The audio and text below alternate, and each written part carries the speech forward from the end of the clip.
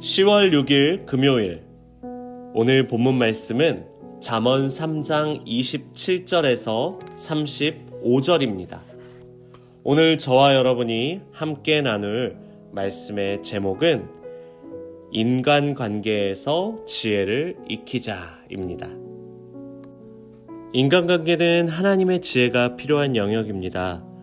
아무리 하나님의 말씀에 관한 지식을 많이 쌓았다 할지라도 하나님이 기대하시는 인간관계를 제대로 맺지 못하면 그 사람은 참된 지혜의 소유자라 할 수 없습니다. 하나님이 기대하시는 지혜로운 자가 되기 위해 이웃과 어떤 관계를 맺어야 하는지 살펴보겠습니다.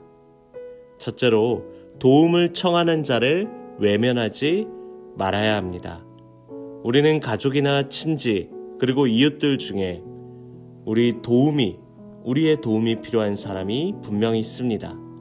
잠언 저자는 우리에게 그들을 도와줄 힘이 있다면 망설이지 말고 기꺼이 도와주는 것이 하나님의 뜻이라고 가르칩니다.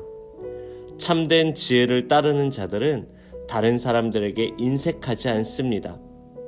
예수님의 비유 중에 거지 나사로 이야기가 있죠. 어떤 부자가 매일 호화로운 생활을 하며 풍족한 소유를 누리고 살았습니다. 그런데 그 집 문 앞에는 부자의 식탁에서 떨어지는 부스러기라도 얻어먹고자 거지 나사로가 자리를 잡고 있었죠. 하지만 부자는 거지 나사로를 외면했습니다. 두 사람 모두 죽음을 맞이했을 때 주님은 인색한 행실을 보인 그 부자가 지옥에 떨어졌다고 알려주시며 경각심을 일깨우셨습니다. 하나님은 심판의 날에 줄인 자와 목마른 자, 그리고 나그네와 병든 자들을 우리가 어떻게 돌봤는지 우리에게 책임을 물으실 것입니다. 우리가 다른 사람을 섬길 때 그것은 주님을 섬기는 것이며, 우리가 어려운 이웃을 외면할 때 그것은 주님을 외면하는 것입니다. 하나님은 우리가 이웃을 돌아볼 수 있도록 풍족한 은혜를 이미 주셨습니다. 하나님은 하나밖에 없는 아들까지 우리에게 주셨으며 필요한 물질과 따뜻한 관계도 허락해 주셨습니다. 하나님께 받은 은혜와 그 복을 이웃과 나누기를 원합니다. 이것이 은혜 받은 자가, 생명을 받은 자가 마땅히 취해야 할 삶의 태도입니다. 오늘 우리의 손길을 기다리는 사람을 외면하지 않길 원합니다. 둘째로는 이웃과의 관계를 파괴하지 말기 원합니다. 하나님은 우리가 이웃과의 관계에서 공연히 다툼과 갈등을 일으키길 원치 않으십니다. 우리를 해치려는 마음이 없는 사람에게 시비를 걸거나 우리를 의지하며 살고 있는 이웃의 평화를 깨뜨리는 행위를 금하셨습니다. 다윗은 하나님의 마음에 합한 사람이었습니다. 그는 가는 곳마다 하나님의 도움으로 승리할 수 있었습니다. 그런데 그가 충성스러운 부하 우리아의 아내를 범했고 미필적 고의로 우리아를 죽음에 내몰았습니다. 이웃의 평화를 깨트리는 악한 일을 저지른 것이죠. 하나님은 이 악한 행실을 선지자를 보내 꾸짖으셨고 다윗을 엄히 징계하셨습니다. 그 결과 그의 집안에는 서로 죽고 죽이는 비극이 끊이지 않았습니다.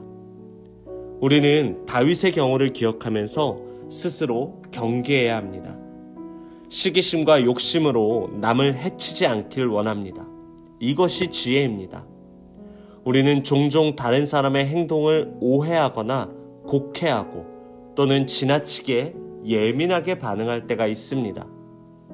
그러므로 우리는 다른 사람을 비난하기에 앞서 상대방의 의도를 제대로 살피고 확인하는 신중한 태도를 놓쳐서는 안 됩니다. 예수님은 다른 사람과 화평하게 지내는 사람이 하나님의 아들로 인정을 받으리라 라고 말씀하셨습니다.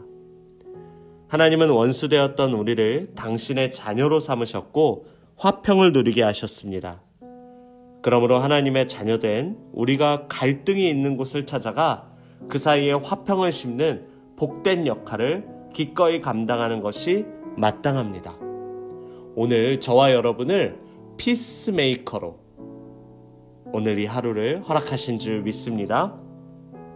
올바른 인간관계를 형성하려면 하나님이 주시는 지혜를 배워야 합니다. 잠언은 우리에게 어려운 이웃을 돕고 우리 옆에서 평화롭게 사는 자들을 괴롭히지 말라고 가르칩니다. 우리는 이 세상에 사랑과 화평을 주기 위해 오신 예수님의 제자들입니다. 그러므로 분열과 분쟁이 있는 곳에 사랑을 심고 화평을 전하는 우리의 의무를 다하는, 사명을 다하는 귀한 하루가 되시기를 축복합니다. 아멘.